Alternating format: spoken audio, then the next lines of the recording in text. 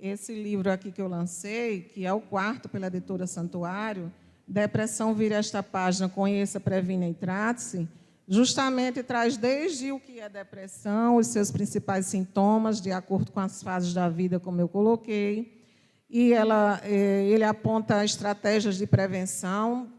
A espiritualidade está incluída, a religiosidade, né, das pessoas. E, no tratamento, eu falo de alguns pilares importantes, como, por exemplo, a prática religiosa regular, porque a prática religiosa, para ter influência sobre a saúde, ela tem que ser regular. No mínimo, uma vez por semana, de uma atividade em grupo, como a missa ou o culto, ou quem gosta de frequentar outra religião, não é? A prática religiosa. O exercício físico é outra coisa fundamental, porque o exercício físico ele colabora para que liberemos serotonina, dopamina e os hormônios que aumentam o nosso bem-estar e, portanto, previnem e tratam a depressão. Então, o exercício físico ele previne e trata. São coadjuvantes importantes, porque eu falo sempre que medicamento só não resolve. O medicamento é como se fosse uma muleta, que ajuda a pessoa a andar no momento que ela não tem coragem nem de andar. Então, é importante para tirar da crise, para impedir o suicídio.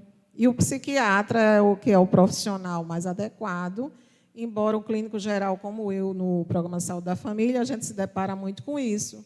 Ginecologista, cardiologista, muitas vezes se depara e a gente tem que tratar. Nem todo mundo tem acesso a um psiquiatra e também a pessoa que está numa crise, a gente procura tirar aquela crise de imediato e depois encaminhar para um profissional, como um psicólogo, por exemplo.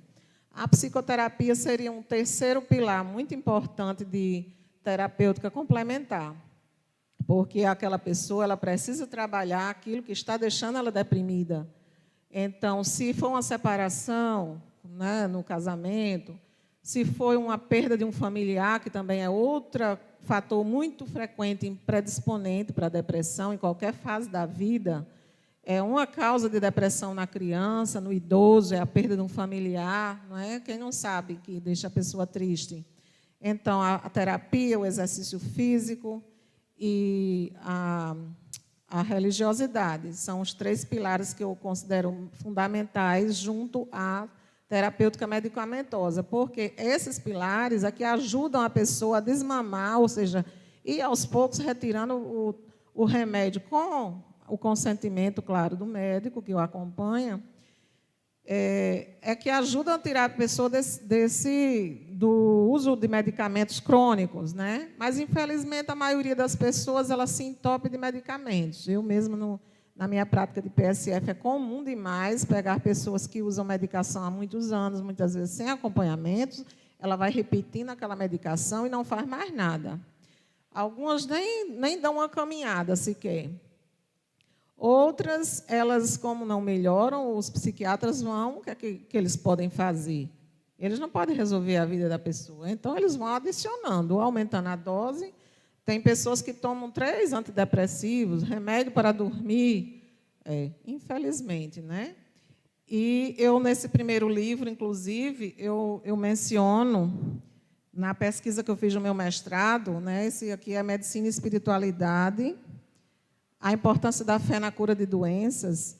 Eu trago alguns trechos de pessoas que participaram da minha pesquisa, mencionando por que elas desenvolveram a hipertensão, por que elas tomam medicamento controlado, por conta de uma perda que houve na vida, muitas vezes a perda de um filho, né? E isso influenciou para que ela viesse a desenvolver um transtorno, a usar um medicamento para dormir. Então, se você não vai para uma terapia para conversar, ou pelo menos não procura um padre para se confessar, né? Porque muitas vezes as pessoas não se perdoam, não têm até raiva de Deus, né?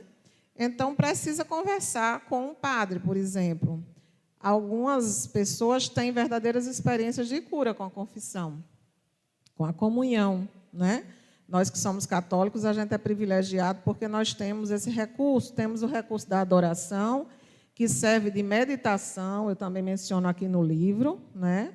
A meditação diante do Santíssimo Sacramento, ou seja, aquela adoração silenciosa, em que a pessoa fica um pouco em silêncio, A falta do silêncio na sociedade moderna é uma das coisas que está causando transtorno mental, depressão.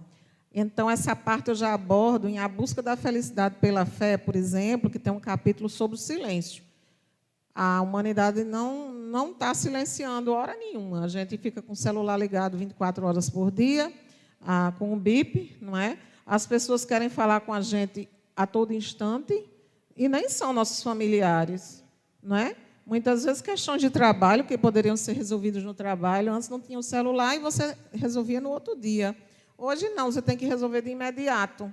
Então, os jovens ficam até tarde no computador e no celular. Eu digo isso porque os meus filhos ficam, embora eu combata. Eu explico muito a importância do sono. A higiene do sono é outro fator que leva ao adoecimento, principalmente nos adolescentes.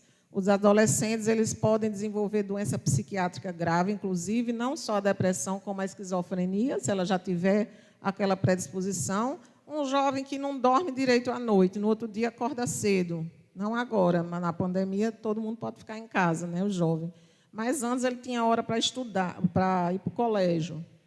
Então, o nosso sistema nervoso ele não resiste a esse estresse prolongado.